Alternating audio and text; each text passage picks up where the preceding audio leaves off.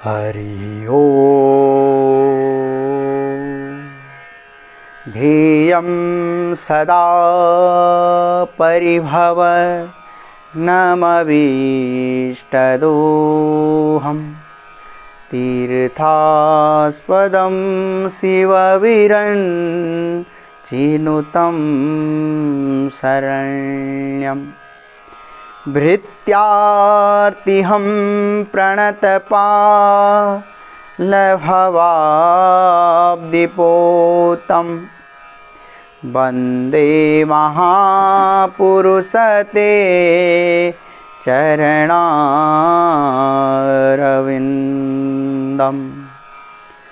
वंशी विभूषितकरान् नवनीरदाभा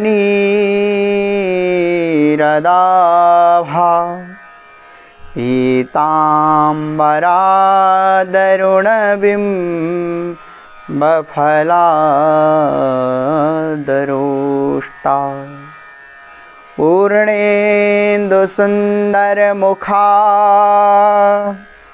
अरविन्द्रनेत्रा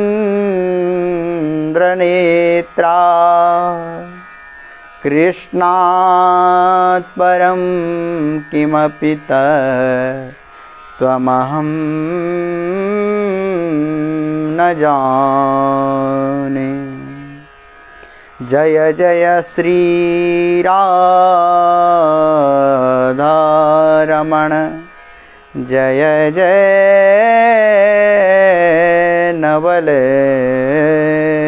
किशोर, जय गोपी चितचोर प्रभु, जय जय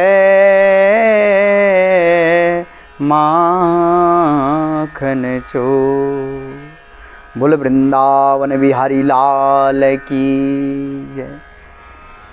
सभी भगवत अनुरागी प्रेमी श्रोताओं को हमारी प्रेम भरी जय जय श्री राधे। आज हम जानेंगे धर्म क्या है, धर्म की क्या परिभाषा है। तो धर्म जो है वो द्रि धातु से, संस्कृत के द्रि धातु से धारण करने अर्थ में ये धर्म शब्द बना हुआ है। यानी कि जो धारण करने योग्य है वह धर्म है। सौधार्यति इति धर्मः, जो धारण करने योग्य वो धर्म कहलाया। लेकिन धारण हम क्या करें? प्रश्न उठता है कि क्या धारण करना चाहिए। तो मनु महाराज ने मनुस्मृति में बड़ा सुंदर धर्म के जो 10 अंग बताए, उन्हें आप धारण कीजिए। वे 10 अंग हैं कि धृति क्षमा दमोस्तेयम शौचम इंद्रिय निग्रह धीर विद्या सत्यम अक्रोधो दशकम धर्म लक्षणम। धृति जो पहला लक्षण बताया, धृति यानी धैर्य धारण करना। बड़ी से बड़ी विपत्ति आ जाने पर भी हमें अपना धैर्य नहीं खोना चाहिए। जो धर्म के मार्ग में लगा हुआ पथिक है वो विपत्ति आने पर धैर्य नहीं छोड़ता, हमेशा धैर्य धारण करके उस कठिनाई का सामना करता है। धृति क्षमा, दूसरा जो लक्षण है वो क्षमा, यानी कि अपना अपकार करने वालों पर भी उपकार करते रहना चाहिए। कोई वैमनस्य भाव उनके प्रति नहीं रखना चाहिए, उन्हें क्षमा करते रहना चाहिए। फिर तीसरा लक्षण बताया दमोस्तेयम, दम यानी कि संयमित होकर के धर्म के मार्ग में लगे रहना। चौथा लक्षण है अस्तेयम, यानी कि चोरी नहीं करना। चोरी कोई रुपया पैसे भर मात्र की नहीं है, हर प्रकार से चोरी की जा सकती है। जैसे किसी के साहित्य को चुरा लेना, ये भी चोरी है। किसी के साहित्य को चुरा करके उस पर अपना नाम ऊपर से लिख लेना, ये भी चोरी बताई गई। किसी की भूमि हड़प कर लेना, ये अनेक प्रकार से। तो अस्तेयम, चोरी नहीं करना। फिर बताया कि शौचम, शौच यानी अंतर और बाहर, अंतःकरण की शुद्धि, शुद्धता से, पवित्रता से धर्म के पथ पर चलते रहना। धृति क्षमा दमोस्तेयम शौचम इंद्रिय निग्रह। इंद्रिय निग्रह यानी कि इंद्रियों को वश में करते हुए धर्म के मार्ग में चलना। फिर कहते हैं कि धीर विद्या सत्यम अक्रोधो दशकम धर्म लक्षणम। धीर विद्या यानी विवेक युक्त, जो प्राप्त करने योग्य विद्या है उसको प्राप्त करके, धीर विद्या सत्यम। फिर कहा सत्यम, सत्यता से जीवन को जीना, ये हमारा धर्म सिखाता है। और अंत में कह दिया अक्रोधो दशकम धर्म लक्षणम, यानी अक्रोध यानी क्रोध से रहित होकर के शांति के मार्ग पर चलते हुए धर्म के पथ पर हम आगे बढ़ें। यही मनु महाराज ने हमें शिक्षा दी है।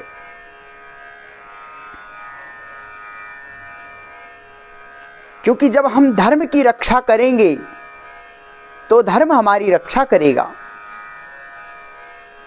किसी ने कहा कि जो धर्म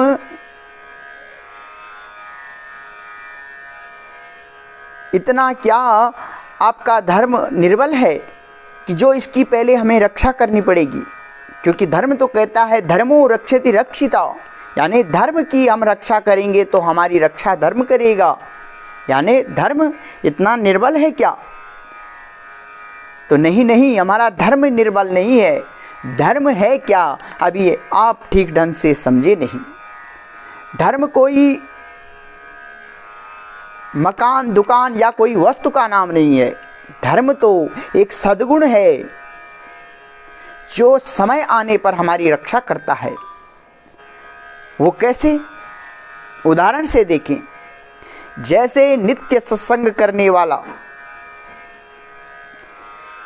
कोई साधक, नित्य प्रतिदिन साधना में रत रहने वाला, भगवान की पूजा अर्चना करता है, धर्म का आचरण करता है, लेकिन किसी कारणवश वह जब कुसंगियों के मध्य परिस्थितिवश फंस जाए और जब कुछ दिन उन कुसंगियों के मध्य वो रहने लगता है तो उस पर वो कुसंग के जो आचरण हैं, कुसंग की जो प्रवृत्तियां हैं, वो परिलक्षित होने लगती हैं।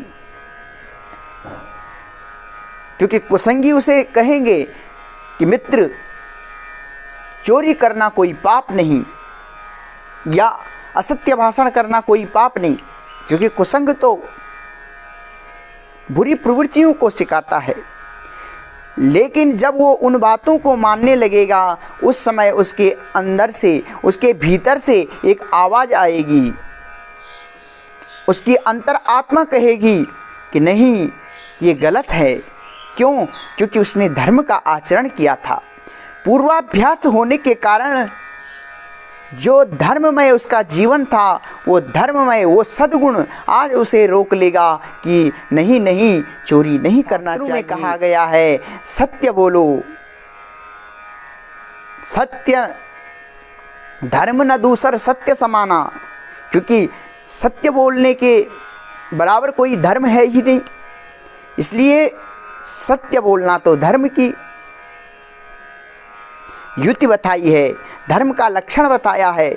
इसलिए वहाँ पर वो सद्गुण उसे रोकेगा और उसकी रक्षा हो जाएगी। जो अधर्म करने वाला था वो सद्गुण उसको रोक लेगा और रोकने के कारण वो पाप करने से बच जाएगा।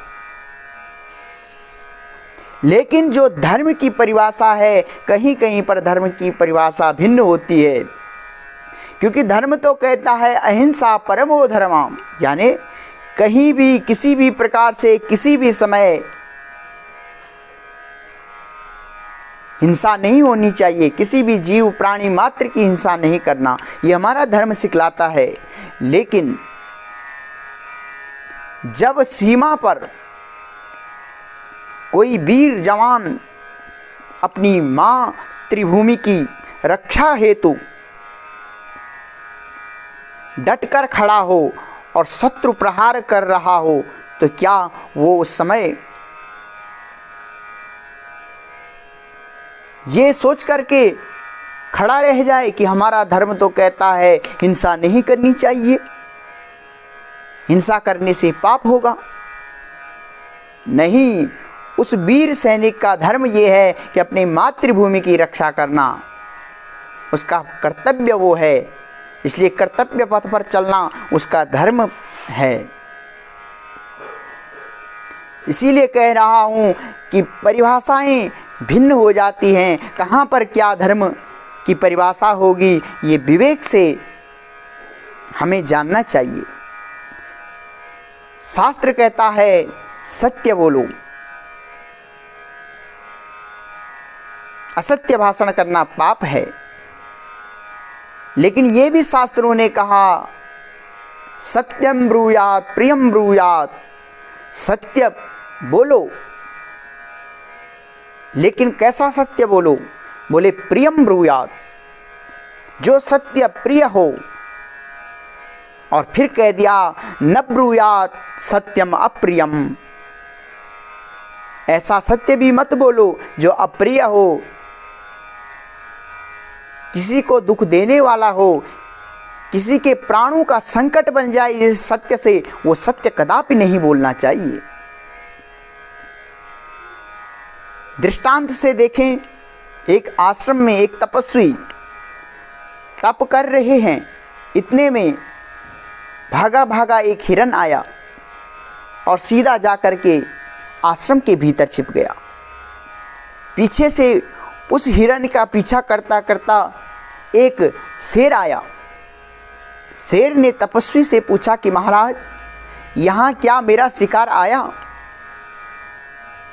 तपस्वी सोचने लगे क्या करूं? अगर बताता हूं कि हाँ यहाँ तुम्हारा शिकार आया, तो ये शेर उस हिरन को मार डालेगा और हिंसा होगी, जिसका पाप भी मुझे लगेगा, क्योंकि अधर्म होगा, हिंसा नहीं करनी है ना। धर्म कहता है हिंसा नहीं करनी। और अगर मैं कहता हूं कि यहाँ कोई नहीं आया तो ये असत्य होगा, तो क्या किया जाए? तो तपस्वी ने कहा कि देखो, जो देख सकता है वो बोल नहीं सकता, और जो बोल सकता है वो देख नहीं सकता। इसका क्या अर्थ है? अर्थात नेत्रों ने तो देखा है लेकिन नेत्र बोल नहीं सकते, और वाणी बोल सकती है लेकिन वाणी देख नहीं सकती। इसलिए भाई अपने शिकार को ढूंढ लो। तो तपस्वी ने क्या गलत कहा? ठीक ही तो कहा। इसलिए असत्य बोलने के पाप से तपस्वी बच गए, और जो हिंसा उनके द्वारा होने वाली थी उस हिंसा को भी उन्होंने रोक दिया, और ये कह करके कि अपना शिकार स्वयं ढूंढ लो। तो शेर वहाँ से आश्रम से लौट करके चला गया। तो यहाँ बताया कि सत्यम ब्रूयात प्रियम ब्रूयात न ब्रूयात सत्यम अप्रियम, ऐसा भी सत्य नहीं बोलना चाहिए जो सत्य किसी के प्राण ले ले।